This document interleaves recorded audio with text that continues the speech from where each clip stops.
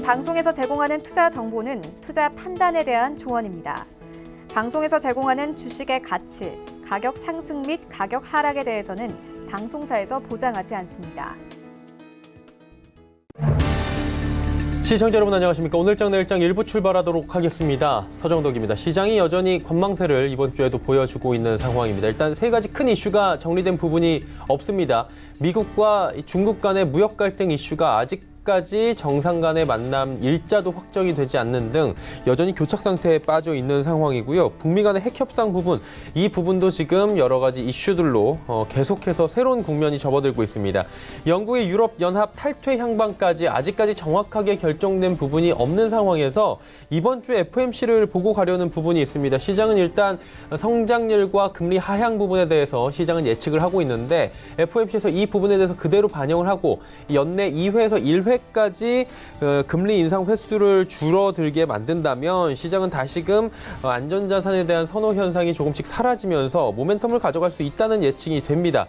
하지만 지금 코스피 같은 경우는 약보합권이고요. 코스닥을 좀 보셔야 될 것 같은데 코스닥이 조금 전 시간대부터 상승폭이 지금 급격하게 축소가 되고 있는 상황입니다.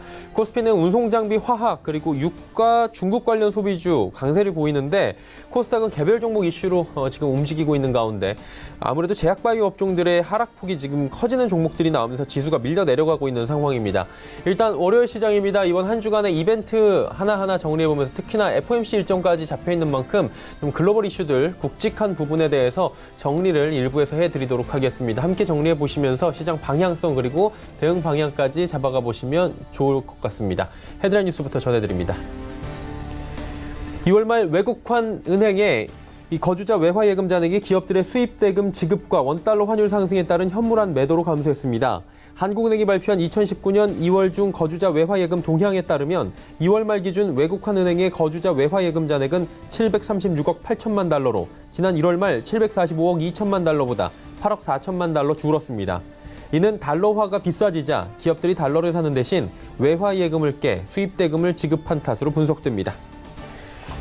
글로벌 지수 제공업체 모건 스탠리 캐피털 인터내셔널 MSCI가 미국 정치권의 반대에도 불구하고 중국 주식의 편입 비중을 대거 늘리고 있다고 영국의 파이낸셜 타임스가 보도했습니다. MSCI는 지난해 처음으로 중국 A 증시를 MSCI 이머징 마켓 지수에 편입했고 올해 말까지 그 비중을 4배 정도 늘릴 예정인데 MSCI가 중국 증시의 비중을 급격히 높이자 미국의 정치권에서는 중국 기업의 지배 구조에 문제가 있고 거래 중지가 너무 자주 발생한다며 이를 반대하고 있는 상황입니다. 존 볼턴 미국 백악관 국가안보보좌관은 북측의 핵미사일 실험 재개 가능성을 언급한 데 대해 도움이 안 되는 발언이고 좋은 생각이 아니라고 말했습니다. 볼턴 보좌관은 또 북한이 해야 할 필요가 있는 것들에 대해 기꺼이 할 의향이 없다고 비판했습니다. 지난달 소비자들이 많이 찾는 가공식품 가격이 품목에 따라 최대 8.2%까지 오른 것으로 나타났습니다. 조사 대상 30개 품목의 평균 가격이 12만 3,588원으로 한 달 전보다 0.7% 오른 가운데 오렌지 주스 가격이 8.2%나 올라 가장 가파른 상승폭을 보였습니다.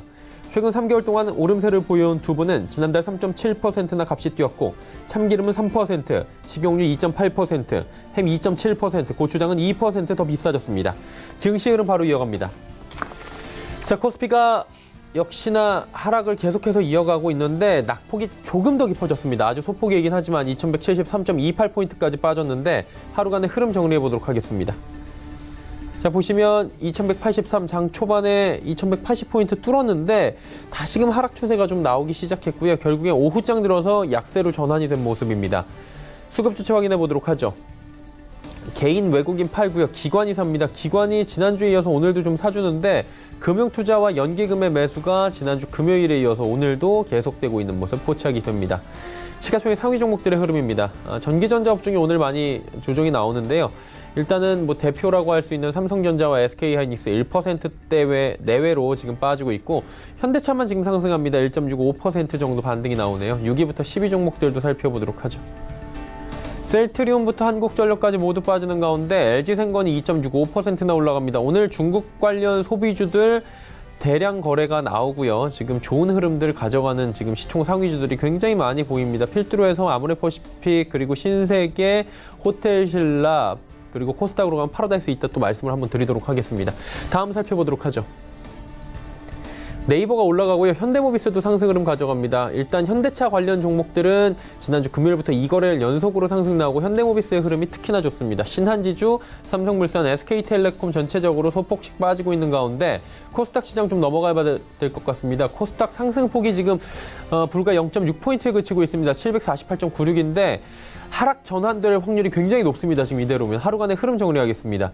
자, 보시면 755부터 급격하게 지금 2시 이전부터 부러지는 모습 확인이 됩니다. 1시 50분께부터 지금 지수가 751포인트대부터 지금 쭉 빠져내려오는데 한 3, 4포인트가 지금 한 10분 내로 빠져내려오고 있는 상황입니다. 수급 주체 만나볼까요?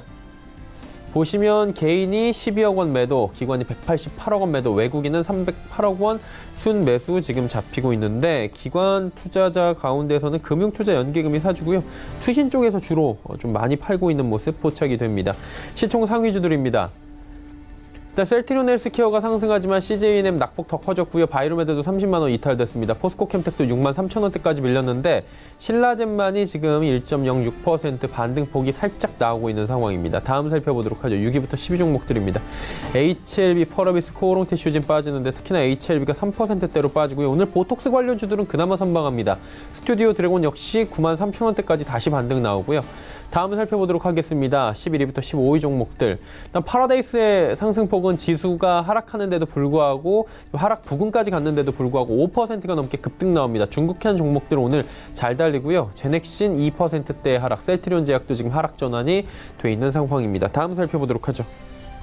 원달러 환율 조정 나옵니다. 1133원 10전. 지난주에 올라오던 원달러 환율이 오늘은 4원 20전이나 조정이 나오고 있습니다. 금일 본 방송에서 제공해드리는 정보는 투자 판단에 대한 조언일 뿐입니다. 해당 주식의 가치와 수익률 보장해드리지 않는다는 점 참고해 주시길 바랍니다. 월요일장의 이슈 짚어보도록 하겠습니다. 펠리즈 투자리서치 김민수 대표입니다. 안녕하십니까? 네, 안녕하십니까? 예, 월요일 시장이고요. 이번 한 주간의 또 이벤트들 정리를 해봐야 될 것 같은데요. 이번 주에는 어떤 이벤트들 저희가 좀 주목해서 볼까요? 네, 월요일이다 보니까 주요 일정들 확인해야 될 시간인데요. 가장 중요한 거는 월 초에는 유럽 쪽의 지표가 중요해 보이는데 주 중반 이후부터는 또 FOMC 회의 결과가 주목을 해야 되지 않을까 그렇게 바라보고 있는 상황들이고요. 이 3월 18일 월요일 오늘 같은 경우는 유로존의 1월 무역 수치가 발표가 될 예정인데요. 일단 하반기에 작년 하반기 때 교역 규모가 위축됐다는 게 확인되면서 일단 수출 감소세가 뚜렷한 부분들인데 이를 통해서 유로화 약세 요인으로 계속 자리 잡지 않을까. 그러면 상대적으로 달러와 강세 기조에 대해서 움직이게 되면 국내 외국인들에 대한 시각들도 그렇게 썩 좋지는 못하다라는 관점 쪽으로 바라보고 있고요. 3월 19일 날 화요일 날 같은 경우는 독일의 3월 주 경제 기대지수가 발표될 예정입니다. 여기서 독일의 지표가 최근에 안 좋게 나오면서 기대감은 아직 낮은 상태인데 하지만 이제 중기적인 흐름을 보게 되면 거의 바닥권에 위치했다는 쪽에서 탈피할 수 있을지 이 부분도 주목을 해야 될 걸로 보여지고 있고요. 3월 20일 날 수요일 날 같은 경우는 이틀간에 걸친 미국의 FOMC 회의 결과가 발표가 될 예정입니다. 그와 관련된 내용들은 조금 이따가 다시 말씀드리기로 하고요. 또 하나 이제 같은 날 미국의 마이크론 테크놀로지가 실적을 발표할 예정인데 전반적으로 디램 가격이 작년 12월 달 대비해서 거의 29% 하락한 수치로 디램 익스체인지에서는 얘기를 하고 있는데요. 하지만 상대적으로 모바일 디램은 선전하고 있습니다. 대표적으로 어떤 기대치가 많이 낮았던 스마트폰 쪽에서 조금씩 좀 변화가 나오는지 흐름을 체크해야 될 걸로 보여지고 있는데 일단 가격의 하락 속도도 물론 중요하겠고요. 그와 함께 이 실적 발표를 통해서 어느 정도 선방하는 실적을 보여줄 수 있을지가 삼성전자, SK하이닉스에서도 연관이 되는 주가 흐름들을 그날 가져갈 수 있겠다는 쪽도 눈여겨봐야 될 걸로 보여지고 있고요. 3월 21일 날 목요일 날 같은 경우는 EU 정상회담이 열릴 걸로 보여지고 있는데 일단 브렉시트 일정에 대해서 연기해서 이 불확실성을 계속 제거할 수 있는지를 관심 있게 봐야 될 것 같고요. 또 하나 경기의 하방 압력 관련돼서 정상회담들도 논의를 많이 할 것이다 라는 관점 쪽에서 주목을 할 필요가 있을 것 같고요. 같은 날 미국의 4분기 경상수지와 미국의 2월 경기선행지수가 발표가 될 예정인데 경기선행지수가 1월 달에 50대 이하로 내려가기 시작하면서 우려감이 큰 만큼 변화가 이어지는지 확인해야 될 것 같고요. 3월 22일 날 금요일 날 같은 경우는 한국의 2월 달 관광 통계가 발표가 될 예정인데 1월 달도 수치 괜찮았고요. 2월 달도 좋을 걸로 기대합니다. 그런 상황 중에서 최근에 이어지고 있는 중국 소비주들, 중국 내수 부양책과 위안화 강세 기조에 발맞춰서 여행 성수기까지 들어온다라고 하게 되면 추세적인 상승의 기대감이 좀 높아지고 있다. 이렇게 정리해서 말씀드리겠습니다. 네. FOMC에 대해서는 잠시 뒤에 언급해 주신다고 했는데 이제 여쭤보면 될 것 같습니다. FOMC 조금 더 자세히 말씀해 주실까요? 네, 금리는 변함없이 동결될 걸로 보여지고 있는데 그래서 한 2.25에서 2.5%대 유지가 될 걸로 거의 다 알고 있는 사실인데요. 하나 중요한 변화가 이번에 공식적으로 그래도 긴축 통화에 대한 흐름들을 노선을 바꾸지 않을까 그렇게 바라보고 있습니다. 특히 가장 중요한 게 첫 번째로는 최근의 경기 판단인데요. 이 성장률과 물가 모두 전망치를 수정할 가능성이 높다는 부분들 확인해야 될 것 같고요. 두 번째로는 이제 점도표의 하향 조정 여부인데 작년 말까지만 하더라도 올해 2회 인상에서 금리 1회 이하로 수정될 가능성이 높다는 부분들이 어떤 확인되지 않을까로 바라보고 있는데 그렇게 되면은 2020년 1회, 2021년 제로 이런 쪽에서 어떤 추가적인 하향화가 계속 이어지는지 점도표에 점이 찍히는 부분들 계속 확인할 필요가 있을 것 같고요.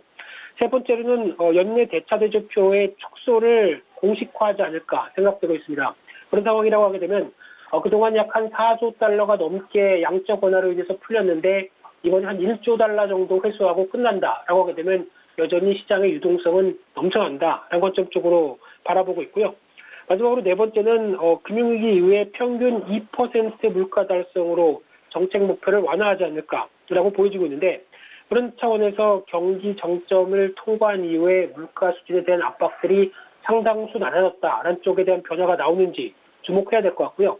물론 이제 물가가 떨어진다는 얘기는 아무래도 지금 나오고 있는 경기와 관련된 변수 때문에 인플레이션 기대 심리가 악화돼서 나온다라고 하게 되면 그렇게 썩 좋은 지표는 아니다라는 쪽으로 바라보고 있는데 증시 영향으로는 그래도 어느 정도 알려진 사실이라는 점과 함께 어떤 그 완화적인 통화 정책을 쓴다고 해서 지금 당장 시장이 환호할 가능성보다는 오히려 경기 둔화에 대한 완화된 지표를 좀 더 기다리지 않을까라는 쪽으로 바라보고 있고요. 그런 차원이라고 한다면 이를 경기에 대해서 변화화될 수 있는 가장 첫 번째 조건, 무역 전쟁과 관련된 어떤 변화들을 계속 시장은 주목할 필요가 있다라는 쪽으로 정리해야 될 것 같습니다. 네, FOMC가 이번 주에 가장 큰 이벤트라고 할 수 있는데 이 부분에 대해서 하나하나 세세하게 짚어주셨습니다. 오늘 말씀은 여기까지 듣겠습니다. 고맙습니다. 네, 감사합니다. 헬리지 투자인 리서치 김민수 대표였고요. 이슈 칼럼 바로 이어갑니다.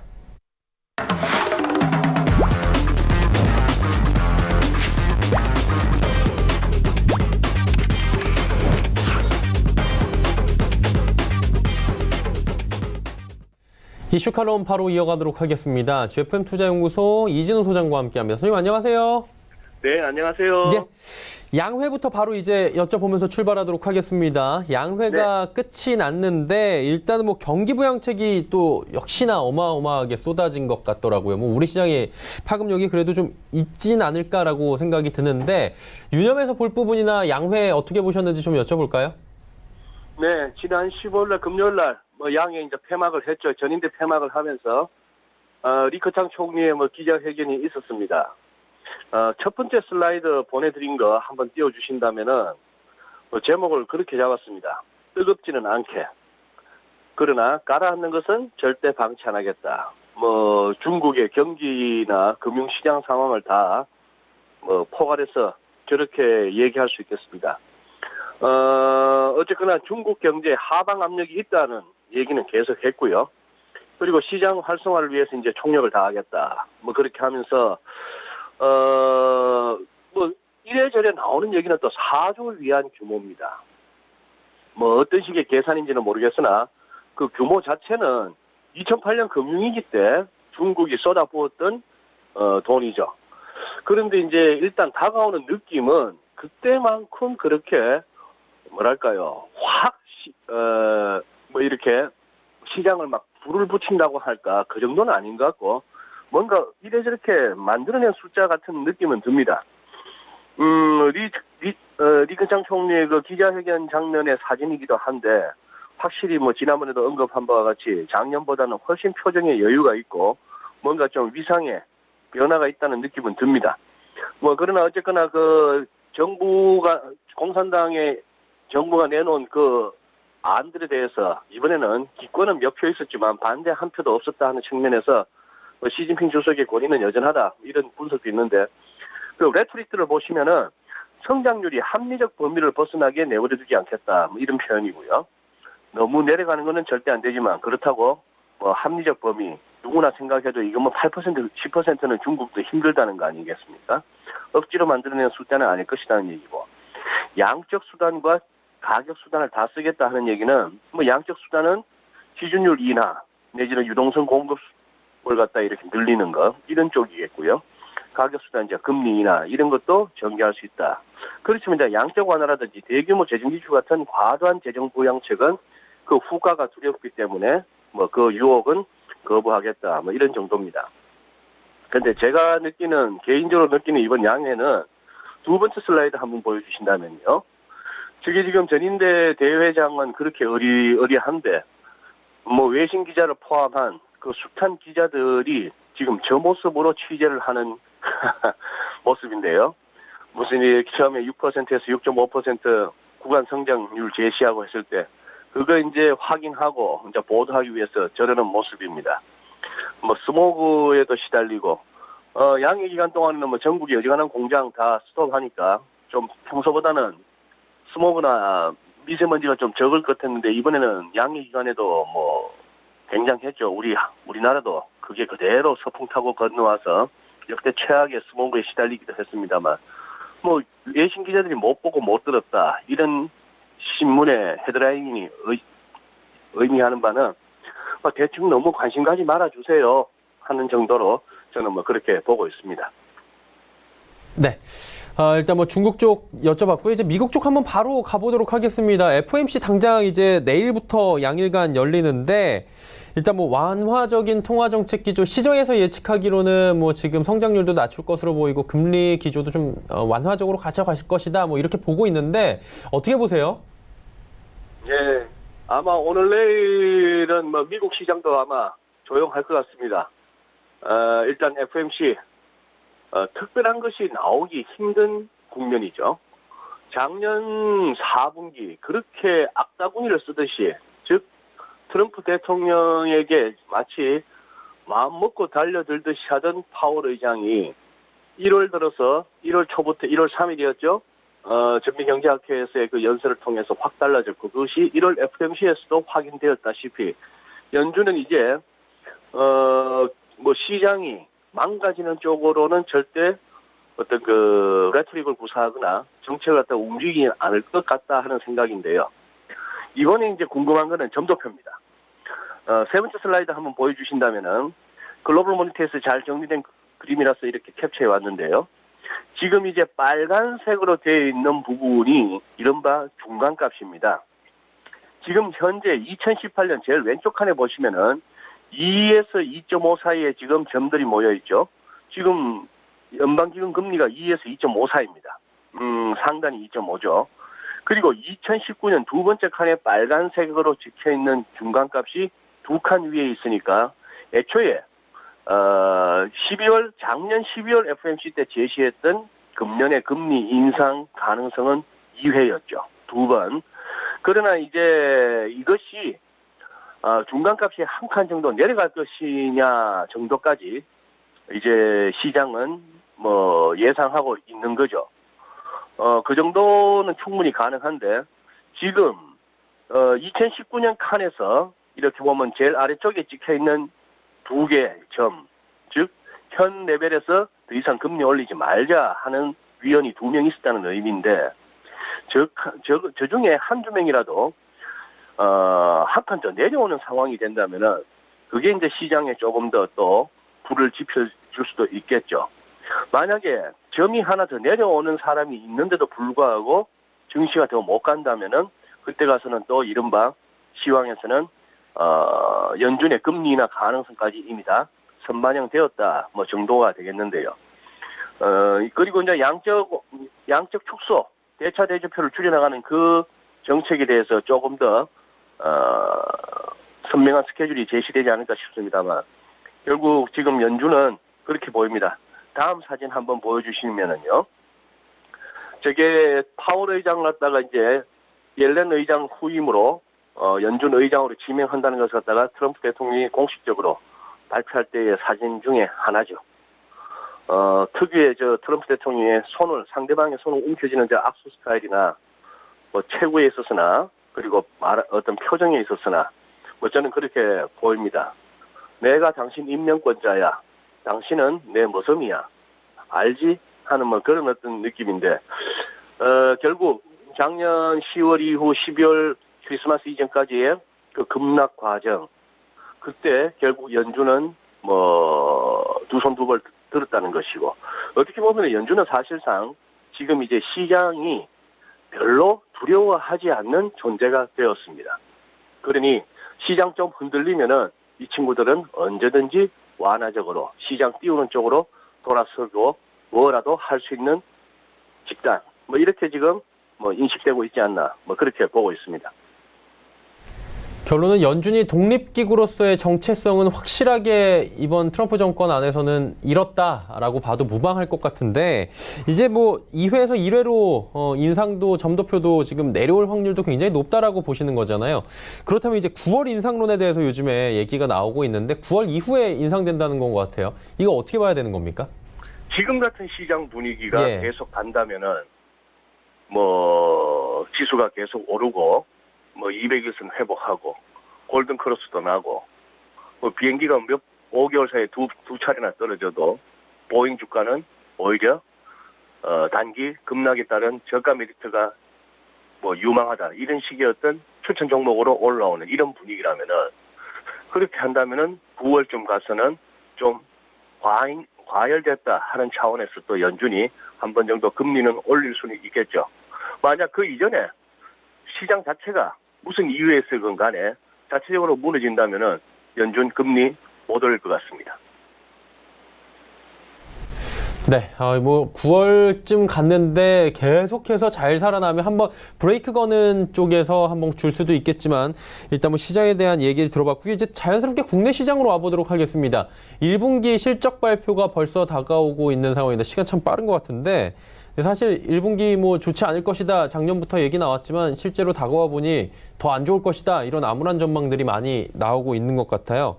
뭐 실적 전망 안 좋은 거는 반도체부터 해서 여러 가지 대외 환경이 안 좋아졌다라는 건데, 구체적으로 좀 얘기를 들어볼 수 있을까요, 소장님? 예, 그쪽 분야는 뭐 제가 이렇게 정권사에 계시는 분들 대비 딱히 더 드릴 말씀은 없고요. 실적 하향 전망, 뭐 이거는 우리나라만의 문제가 아니고 뭐 미국 시장도 마찬가지고 한 거죠. 그럼에도 불구하고 시장 지금 계속 달리고 있는 거죠. 뭐 중국도 수출입 지표가 계속 나빠지고 있고 1, 2월 뭐 산업 생산 뭐가 할 것 없이 PMI 안 좋은데도 불구하고, 특히 지난주 잠시 한번 회자되었던 OECD 발표한 1월 경기 선행지수가 우리 한국은 모처럼 반등하는 모습을 보였음에도 불구하고 미국, 중국 이른바 G2의 경기 선행지수는 여전히 하강 중이고, 이런 와중에도 시장은 간다는 것이 포인트입니다. 이른바 골디락스 장세죠. 그렇게 당장의 경기 침체를 갖다가 겁낼 정도는 아니고, 이 정도로 지표도 나쁘고 실적도 막 부진하고 이러면은 또 연준이었건 ECB가 되었건 또 돈은 풀 것이고, 뭐 BOJ도 마찬가지 꼼짝달싹 못하는 이런 와중에 어떻게 하든 정치하는 사람들 입장에서 뭐 주식이 좀 안 빠지면 좋겠다는 차원에 그렇게 밀어주고 있고, 돈은 넉넉하고 금리는 낮고 돈 갈 곳은 주식밖에 없고 하는 뭐 그런 차원으로 보여지는 겁니다. 우리 시장을 살피기에 앞서서 이번 주 결국 S&P 500부터 한번 해주신다면은, S&P 500 일간 차트에서 이제 포인트는 그거죠. 200일선을 한번 이렇게 깨고 내려갔으나 금방 회복했고요. 그리고 그동안 작년부터 그렇게 한 대여섯 차례 막혔던 2,800포인트를 올랐었습니다. 이 그래프에서 이제 아래쪽에 거래량 막대가 불쑥 올라온 거는 지난주 금요일 날이 첫 쿼드러플 위칭 데이, 미국의 옵션 만기일이었기 때문이죠. 그것도 369 12월 쿼드러플 위칭 데이다 보니까 저렇게 됐는데, 이것이 그러면 이제 FOMC 이후에도 계속해서 전 고점, 역사적 고점을 향해서 다시 가자라는 라고 해서 51선이 점점 끌려 올라와서 200일선도 올라서는 골든크로스 장세까지 갈 것인가? 이것이 이제 또 궁금해지는 것이고요. 아까 말씀드린 바와 같이 보잉은 에티오피아 항공사에서 그 737 맥스가 떨어졌던 날 그렇게 급락을 했음에도 그 이후로 더 이상 저점이 낮아지지 않고 있는 그런 상황. 저 정도 뉴스 모두가 이렇게 비행을 했다가 그리고 심지어 영공 통과까지 금지시키는 두 번째 기사 헤드라인은 우리나라입니다만 우리나라뿐만이 아니라 많은 나라가 저런 조치를 취하고 있는 와중에도 보잉을 오히려 단기 급락에 따른 저가 매수 기회로 삼고자 하는 시장 분위기 이런 상황이죠. 중국도 보시면은 지금 3,000원 다시 회복했습니다만 포인트는 3,140 내지 50에 나와 있는 저 부분도 열고 가느냐 하는 부분입니다.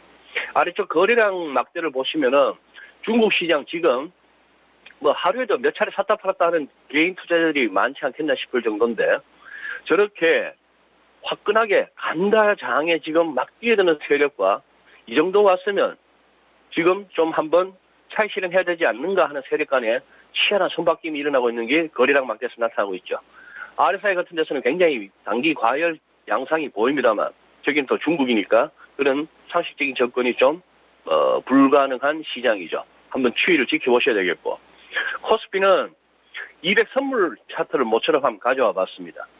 결국 저 하락 추세선 열고 그 다음에 이번에 두 차례 막혔던 290을 갖다가 3월과 4월 중에 열 수 있는가 이 부분을 갖다가 한번 체크해 보셔야 될 것 같고요. 우리 코스닥 같은 경우에는 저렇게 지금 우상향하는 빨간색 선 저것이 지금 이제 저항선으로 작용하고 있는데 어쨌거나 시간이 갈수록 올라가고 있고 작년에 낙폭의 절반까지는 가보자 이런 어떤 시장 분위기라면은 타겟이 774포인트 정도 이렇게 지금 짚어지는 시장입니다. FOMC 이후에 시장이 지금 분위기를 이어갈 것인가 아니면 특별하게 시장에 임팩트로 작용하지 않는 연준 FOMC가 끝난 이후에 오히려 시장이 지지부진해진다?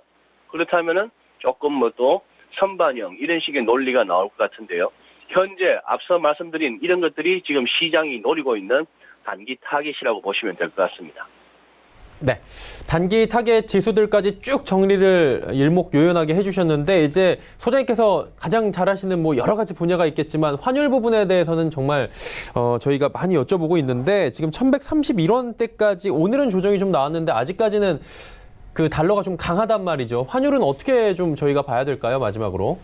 네, 수출업체들 입장에서 1130원대 중반까지 올라오면 팔고 싶죠. 여전히 1120, 1110원 내지는 1100원 아래는 아직은 아닌 것 같고 그렇다고 해서 지금 이것이 1140, 50을 올라설 환율도 아닌 것 같고 그렇다면은 여전히 1120, 30 이 근방에서의 공방이 이어진다고 보여집니다만 이것도 마찬가지입니다. 달러 인덱스 차트 이렇게 보여드렸는데요. 이것도 지금 전망보다는 결국 관전 포인트만 말씀드리겠습니다. 은근히 강한 달러인데 이번 주 있는 FOMC 이후에 저 이평선도 모여 있는 저 달러 인덱스가 아래로 흘러내리면서 본격적인 약달러가 이어질 것인가? 그렇다면 그거는 증시에 들어가도 좋다는 사인으로 읽어도 되겠고요. 그 이후에도 달러가 잘 안 밀린다라고 한다면은 조금 증시에서도 항상 빠져나올 생각은 하면서 가야 될 것 같은 그런 생각입니다. 달러원 차트 보시기에는 어떤지는 모르겠습니다. 스멀스멀 올라는 가고 있습니다. 스멀스멀 올라는 가고 있고 이동평균선도 수렴 이후에 정배열의 양상을 보이고는 있습니다만 지금 그렇다고 해서 이것이 급등할 환율인가 하는 부분에는 그다지 자신은 없습니다. 네, 환율들까지 그래프를 통해서 하나하나 좀 정리를 해주셨습니다. 오늘 말씀은 여기까지 듣겠습니다. 고맙습니다. 예, 감사합니다. GFM투자연구소 이진우 소장과 이야기 나눠봤습니다. 오늘 장 내일장 1부 함께 하셨습니다. 잠시 뒤 2부에는 이제 시장 상황을 종합적으로 고려해서 종목을 말씀드리도록 하겠습니다. 두 분의 전문가와 함께 종목 짚어드리고요. 종목 상담까지 이어가는 알찬 시간 2부에도 준비가 돼 있으니까요. 2부 함께 해주시길 바랍니다. 고맙습니다.